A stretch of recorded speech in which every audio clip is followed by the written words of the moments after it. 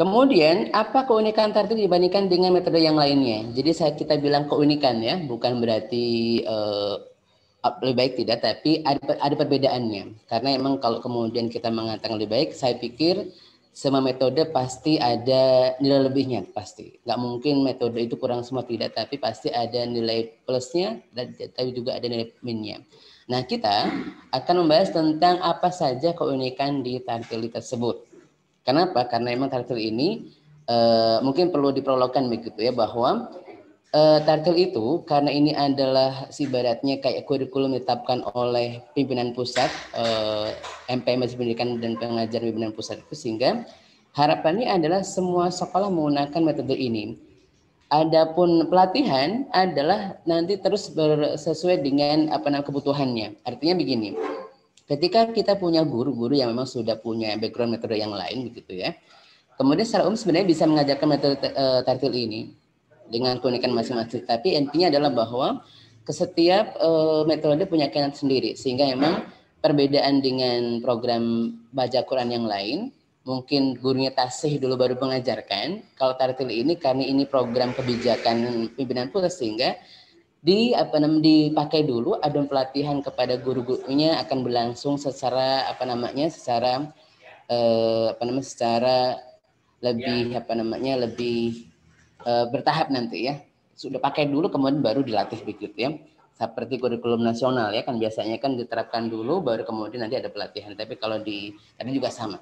Berbeda dengan metode yang lain itu biasanya gurunya dilatih dulu baru kemudian boleh mengajarkan. Kalau secara umum di tartil ini kan kebijakan MPM, maka semua sekolah-sekolah di lingkungan Islamnya di seluruh Indonesia diperbolehkan untuk atau bahkan diharuskan untuk mengajarkan sistem tartil ini. Hanya guru-gurunya nanti kita ada proses bagaimana standarisasi gurunya seperti itu. Tetapi boleh mengajarkan itu meskipun memang mungkin belum ada sertifikasi, tidak masalah gitu ya. Oke. Apa keunikan? Yang pertama adalah pewarnaan. Jadi keunikan yang pertama adalah bahwa dalam tartil 1 dan 2 itu ada penunjukan pewarnaan yang berbeda dari materi-materi dari huruf yang lainnya untuk dikatakan sebagai ini adalah menunjukkan materi baru. Atau yang jadi 2 itu membedakan huruf sambung di awal, di tengah, dan di akhir. Ini dengan pewarnaan. Ya, pewarnaan dimaksudkan itu agar anak-anak lebih fokus, kemudian bisa memperhatikan dengan baik. Ini biasanya berlaku pada anak-anak yang visual karena butuh warna yang berbeda gitu ya. Sehingga memang perbedaannya adalah di situ. Contohnya ini adalah di jilid 1 ya. Ini berarti di 1 itu tadi sebutkan bahwa warna merah ini adalah untuk materi baru. Kan di 1 halaman 1, maka ini warna merahnya ada di huruf A dan B, ini adalah warna merahnya. Kemudian di halaman 2, karena memang menambahnya 1 huruf, berarti memang yang memang berbeda warnanya hanya di ta-nya. Jadi sebenarnya tiap halaman itu atau bahkan beberapa halaman itu adalah mengenalkan 1 huruf saja mungkin pertambahannya. Jadi sebenarnya apakah perlu mengulang sebanyak itu atau tidak tergantung kebutuhan siswanya. Ada memang sebagian guru-guru kita itu, sebagian guru Al-Quran terutama, ini biasanya lebih senang menghabiskan halaman, tapi lupa dengan indikatornya apa sih, ya. Jadi sebenarnya ini indikatornya di halaman 2 itu adalah menambah 1 huruf, yaitu ta yang berharokat fathah ta. Sehingga emang contoh, ketika nanti ada anak yang tidak masuk di halaman 1, sangat mungkin untuk diulang kembali di abaknya, nanti dilihat ini kan juga ada a-nya, ada ba-nya, ada ta-nya juga yang baru. Sehingga gak usah khawatir ya, ketika anak-anak yang memang mungkin tidak masuk 1 atau 2 kali itu, ini bisa di cover di halaman berikutnya. Karena apa? Keunikan dari tartil itu adalah selain ada pewarnaan yang baru itu, tetapi juga nanti ada tentang pengulangan dari setiap halaman itu adalah mengulang dari beberapa materi-materi sebelumnya. Bahkan untuk jilid 1 ini hampir tiap 1 huruf yang baru itu ini diharuskan mengulang huruf-huruf sebelumnya, sehingga memang insya Allah kalaupun ada anak-anak yang belum atau yang mungkin absen berapa hari itu, kalau kita mengulang kembali tidak begitu sulit karena memang ada huruf-huruf yang kemudian diulang pada halaman-halaman berikutnya. Ini contoh pewarnaan di jilid 1. Kemudian pewarnaan di jilid 2, ini pewarnaannya. Ini ada jadi jilid 1 itu, di jilid 2 itu halaman 1 yang merah adalah nun, ba, dan ta. Ya. Kita lihat di baris yang pertama, ya, itu berarti yang berwarna merah itu adalah huruf ba, kemudian ba-nya di sini ada yang di awal, di tengah, dan akhir. Anak difokuskan di tanda merahnya itu. Jadi sebelum anak membaca itu, anak disuruh untuk apa namanya, yang merahnya apa nih, huruf apa, begitu ya, sehingga nanti konsep bahwa huruf di awal, di tengah, dan di akhir ini lebih mudah. Kemudian jilid 2 juga halaman 2 itu yang memang yang baru adalah huruf alif berharakat fathah. Kemudian di situ ada di awal, di tengah, dan di akhir sama dengan itu, hanya memang ini yang di tanda merah adalah yang memang huruf-huruf yang memang menjadi tujuannya, yang memang itu menunjukkan ini yang mana di tengah, mana di akhir, mana di yang di awal. Nah, kenapa ya? Kenapa ini kemudian kok ternyata Ustadz kenapa nggak A dulu nih, kok langsung nun, ba, dan ta alatnya belakangan. Jadi sebenarnya konsepnya adalah ini untuk mengajarkan kepada anak-anak bahwa ada beberapa huruf yang memang bisa digandeng dan menggandeng, tetapi ada huruf yang hanya bisa digandeng tapi nggak mau menggandeng. Contohnya di halaman 2 di sini sebutkan yang memang di sini ada huruf alif. Huruf alif ini maunya digandeng tapi nggak mau menggandeng, sehingga emang nanti konsep begitu. Jadi konsepnya itu ada huruf yang digandeng dan menggandeng, tapi ada juga huruf yang maunya digandeng tapi nggak mau menggandeng. Contoh kalau nanti di silabus nanti kita jelaskan, tapi ini adalah kenapa ada urutannya kok alif ba dulu baru kemudian alif gitu. Karena memang ada konsepnya adalah bahwa kita kenalkan huruf-huruf yang bisa digandeng dan menggandeng, ada huruf-huruf yang memang hanya bisa digandeng tapi nggak bisa menggandeng. Baik. Kemudian yang kedua adalah tadarruj atau bertahap. Jadi memang contoh dan latihan di awal dan dari sederhana yang ke kompleks, dari yang pendek ke yang panjang, dari yang mudah ke yang sulit. Tadi di jilid 1 sudah jelaskan, huruf 1 dulu, kemudian nanti 2 huruf, baru kemudian 3 huruf. Jadi memang itu sistematika di dalam jilid 1. Tapi dalam sistem penyusunan di dalam buku tartil ini, yang pertama adalah jilid 1 fokus kepada huruf lepas berkelompok. Jadi harapannya anak-anak itu tujuan di jilid 1 ini adalah anak mengenal bentuk huruf lepas, kemudian pembatulan makhrajnya dulu deh. Ya, pembatulan makhrajnya dulu. Jadi di 1 itu pembatulan makhraj dan kemudian huruf lepas berkelompok. Kemudian jilid 2 adalah huruf bersambung dan jenis harokat a, i, u, an, in, un begitu ya, itu adalah di jilid 2. Jilid 3 sukun dan mad. Jilid 4 jilid istimad, kemudian jilid 5 hukum nun sukun dan nun sukun, jilid 6 waqaf. Jadi kenapa di sini bukan di nun sukun dulu? Memang konsepnya adalah ketika masalah tentang guna, ikhfa begitu, itu memang tidak sampai merubah makna. Tapi kalau mad dan bukan mad itu lebih utama. Jadi ketika contoh nih, mohon maaf nih, ketika misalkan nanti ada anak-anak yang mungkin anak-anak yang mohon maaf mungkin berkebutuhan khusus ya, anak-anak yang memang sulit sekali membaca, maka tidak masalah jika sampai jilid 4 saja. Kenapa? Pada dasarnya ketika sampai jilid 4, kemudian sukun dan madnya dia sudah tahu, ya, yang mana yang panjang mana yang pendek itu udah paham. Mesinnya mungkin mau 2 harakat tidak masalah sebenarnya, tetapi ini tidak sampai merubah makna gitu ya. Tetapi kalau sudah jilid 5, jilid 6 itu ada sudah hukum tajwid ya, yang memang sudah sangat kompleks, sehingga bagi anak-anak yang berkebutuhan khusus maka mungkin jilid 5, 6-nya mungkin tidak perlu, nggak masalah. Kenapa? Karena ini sudah di tahapan yang mana yang paling penting kita dahulukan, kemudian baru kemudian yang kira-kira tambahan-tambahan. Tetapi kalau anak yang normal semuanya harus mendapatkan itu ya, hukum sukun seperti apa, sukun seperti apa, waqaf juga seperti apa.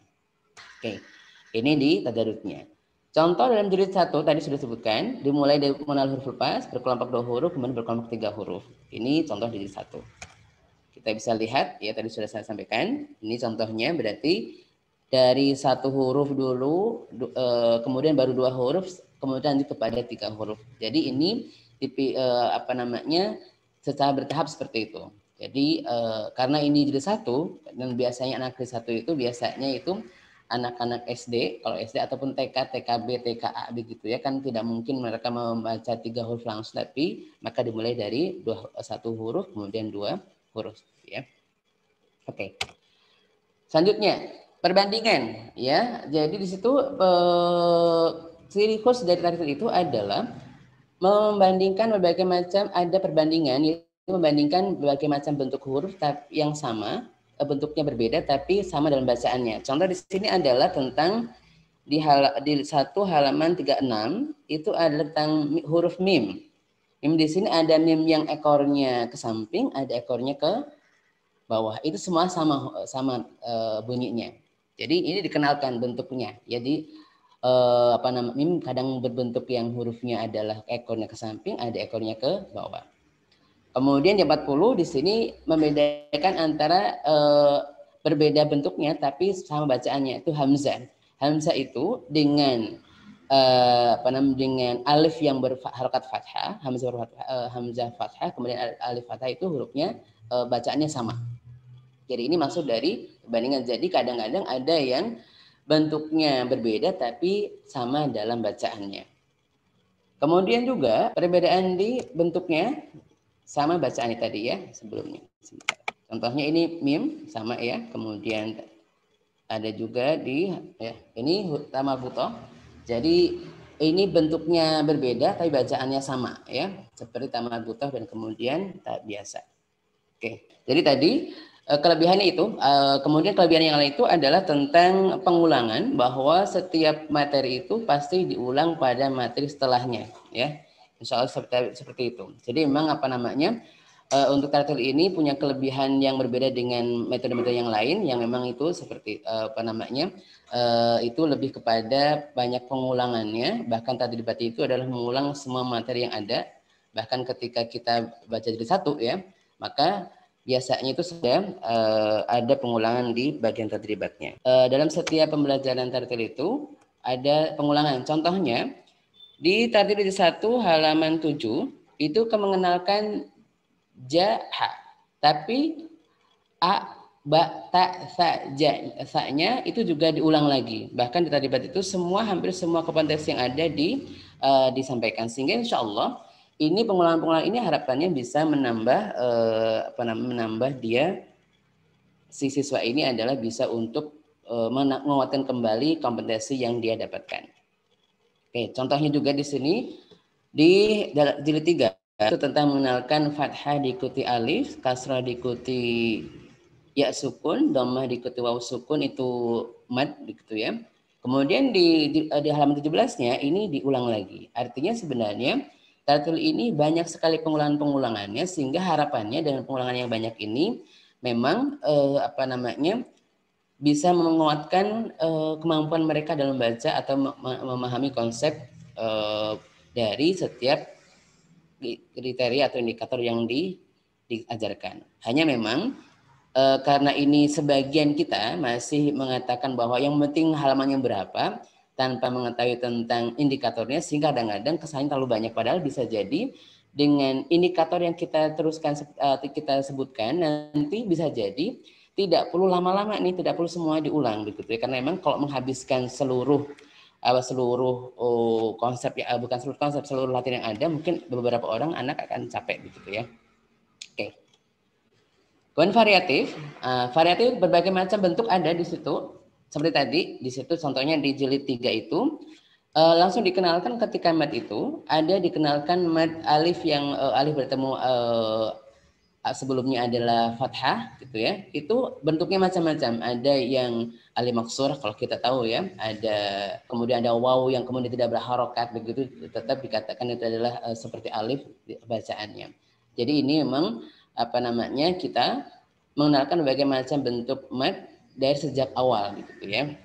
Jadi fathah berdiri, kasrah berdiri, kemudian dhammah terbalik, itu adalah bagian bentuk mad. Ini untuk sebagai variatifnya. Jadi semua harokat itu diajarkan di jilid 3, tadi ada yang mat itu seperti itu, matnya seperti apa, kemudian ada yang mat dari mat yang tadi mat standar, yaitu adalah alif sebelumnya fathah ataupun ya sukun sebelumnya kasroh atau waw sukun sebelumnya dhammah, atau di situ ada yang alif terbalik, alif berdiri, fathah berdiri, fathah yang berdiri, kasroh berdiri, kemudian ada juga yang dhammah terbalik. Itu di variasi di tartilnya. Contohnya ini ya, jadi ada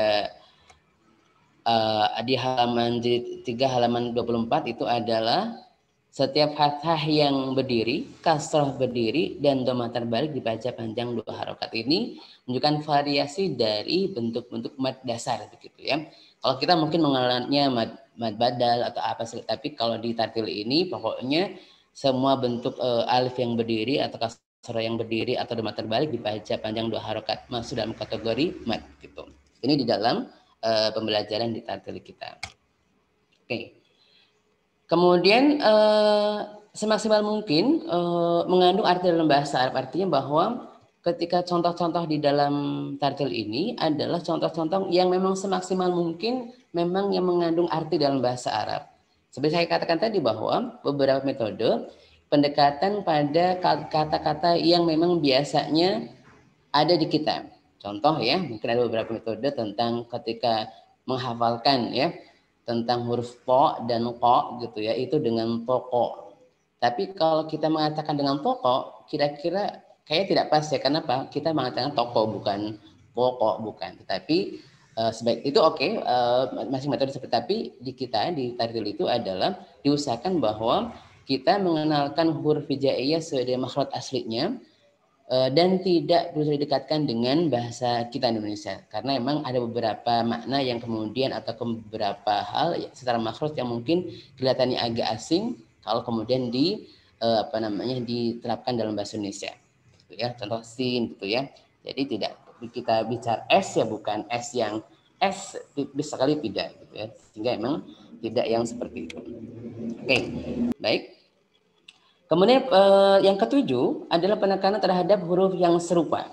Jadi keunikan dari tartil ini adalah huruf-huruf yang biasanya anak suka agak kurang teliti kita tampilkan. Contoh di sini di jilid 2 ketika huruf yang bersambung biasanya anak-anak suka keliru antar huruf H dengan huruf A.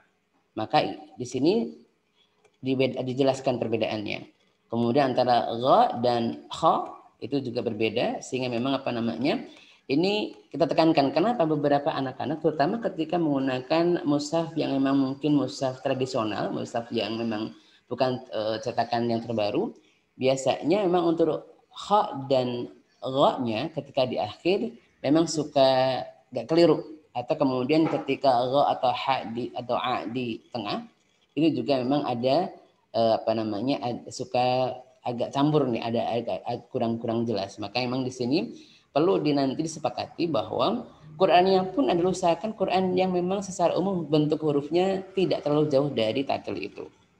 Karena kalau misalkan tartilnya menggunakan tartil kemudian Qur'annya pakai cetakan yang zaman dulu ya, cetakan ibu kita ya, orang tua kita yang tebal-tebal hurufnya, ini banyak huruf-huruf yang kemudian berbeda dengan yang diajarkan di tartil ini. Dan mungkin itu yang menyebabkan kenapa anak-anak sudah tahu tentang metode tertentu, kemudian ketika disuruh baca Al-Quran ternyata memang ada yang bacanya agak tersendat-sendat, mungkin karena tadi bentuk hurufnya berbeda, ya, bentuknya berbeda tapi tidak dijelaskan di metodenya, bisa jadi begitu. Ada juga serupa dan makhrajnya, ini kelebihannya. Contoh di jilid 1 itu ada sa, sha, so gitu ya. Kemudian kalau di jilid 4 itu huruf sukun, ini yang biasanya banyak sekali kekeliruannya adalah antara sa sukun, sin sukun, shin sukun. Ini memang banyak yang memang kurang teliti. Maka di tartil ini difokuskan di situ. Fokus kepada huruf-huruf yang memang ketika sukun itu adalah yang mirip-mirip, difokuskan. Ya, contoh di sini perbedaan antara bas, bis, bus, bas, bis, bus, dan bash, bish, bus. Ini sangat ditekankan. Sehingga memang harapannya adalah huruf-huruf yang mirip-mirip secara makhrajnya, tapi berbeda. Ini lebih fokus di situ. Oke, kemudian juga ada di sini di jilid 4 halaman 2 tentang antara hamzah dengan ha. Itu juga apa namanya biasanya agak kurang pas ya, atau ha dengan kha ketika sukun ya. Ada beberapa contoh, mohon maaf sekali ya. Biasanya kalau yang Jawa Timuran itu haknya kurang tipis ya, agak sedikit ya, sehingga emang ini perlu ditekankan. Karena apa? Karena emang di taratil ini masya Allah apa namanya hal-hal yang sensitif yang memang itu biasanya banyak yang keliru disebutkan di situ. Lalu juga di sini ada tentang hamzah sukun dengan ain sukun atau hamzah sukun dengan kaf sukun. Ini biasanya agak mirip biasanya, sehingga emang di tartil ini meskipun memang mengenalkan sukun saja, tetapi sebenarnya sukun ini adalah ada beberapa fokus tentang huruf-huruf yang secara makhrajnya itu adalah hampir sama, tapi sebenarnya berbeda begitu ya. Contoh di sini antara hamzah dengan ain itu biasanya ini biasanya Betawian biasanya ya, itu antara ba bi bu dengan ba bi bu itu berbeda juga. Tapi kadang-kadang kalau kita lihat orang-orang baca biasanya antara ain dengan a itu mirip-mirip begitu ya. Atau juga antara dengan hamzah sukun dengan kaf sukun. Jadi antara ba dengan bak itu berbeda begitu ya. Ini difokuskan situ. Jadi emang beberapa makhraj-makhraj yang penting yang biasanya ada yang keliru difokuskan di beberapa makhraj tersebut.